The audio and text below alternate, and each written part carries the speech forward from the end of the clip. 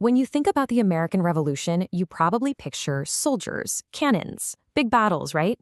But what if I told you the whole thing was basically a messy, dramatic, and inevitable family breakup? That's the story we're going to unpack today. So here's the big question that hangs over everything. How did a bunch of colonists who, for generations, were super proud to be British, who loved their rights as Englishmen, how did they end up as armed rebels, ready to fight the most powerful empire on Earth? It's a huge shift in identity in a really short amount of time. And that's the mystery we're going to solve. And like so many family dramas, this one starts with a particular style of parenting. For most of their lives, the American colonies were the children of a very, very distracted parent, Great Britain. Okay, so let's set the stage here. For about 150 years, Britain had its own stuff going on. I mean, wars in Europe, political chaos back home, they were busy. And that meant the colonies, thousands of miles away across the Atlantic, were pretty much left alone to figure things out for themselves. What's really crucial to get from this timeline is the sheer amount of time we're talking about. I mean, from the founding of Jamestown all the way to the Revolution, we're talking about multiple generations. People were born, they lived their entire lives, and they died, with Britain just being this distant landlord way off in the background. And just like siblings in a big family, the colonies didn't grow up to be identical twins. Not at all. They developed these really distinct personalities. You had the hardworking, trade-focused New England colonies up north. Then there were the middle colonies, kind of the breadbasket for everyone else, super diverse and generally more tolerant. And then you had the South, with this economy built on huge plantations and a very different social ladder. Each one was its own little world. There's actually a fantastic term for this kind of hands-off parenting style: salutary neglect. It was basically an unspoken rule. Sure, Britain passed some trade laws, but did they really enforce them? Not really. And this beneficial neglect, as it was called, was the magic ingredient. It let the colonies absolutely boom, creating their own economies and getting a real taste for self-reliance. So, what happens when a kid gets that much freedom for that long? Well, they start to figure out who they are, separate from their parents. And this wasn't just about making money. It was about building a whole new kind of society with brand new ideas about how things should work. And they got a lot of practice at it. I mean, a lot. The colonists were not new to the idea of self-government.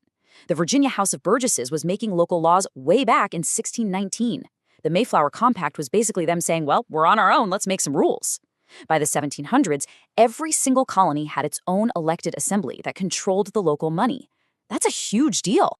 Now, just as the colonies were coming of age politically, this incredible wave of new thinking was sweeping across Europe. It was called the Enlightenment. It was all about celebrating reason, individual liberty, and seriously questioning the idea that kings and churches had absolute power. And these ideas, they found some really, really fertile ground in America. And the rock star of this whole movement, at least for the colonists, was an Englishman named John Locke. His idea right here was absolutely radical for the time. He said government isn't some divine right from God. It's a contract. People agree to be governed, and in return, the government protects their natural rights. So here's the kicker. If the government breaks that deal, the people have the right to change it. Sound familiar? It should. This shows you the direct line. I mean, it's like a superhighway from Enlightenment philosophy right to the American Revolution. Thomas Jefferson basically took Locke's blueprint, swapped out property for the more poetic pursuit of happiness, and bam, you have the entire argument for American independence. The DNA is identical. And this is where the record scratches. This is the moment our family drama takes a very sharp, very sudden turn. The distant parent, Britain, finally comes home. After fighting the super expensive French and Indian War, Britain was broke and suddenly had this massive new empire to manage. The age of salutary neglect? Yeah, that was over. So what's the first big fight about? Money, of course. And you can see here, both sides kind of had a point. Britain's view was, hey, we just spent a fortune protecting you from the French. Time for you to chip in and help pay the bills. But the colonists fired back. Whoa, hold on. We fought in that war too. And more importantly, you can't just tax us whenever you feel like it. We don't have a single representative in your parliament. And from the colonies' perspective, this felt like a total ambush. It wasn't just one tax. It was this relentless wave of new rules. First, the Sugar Act, then the Stamp Act, taxing everything from newspapers to playing cards.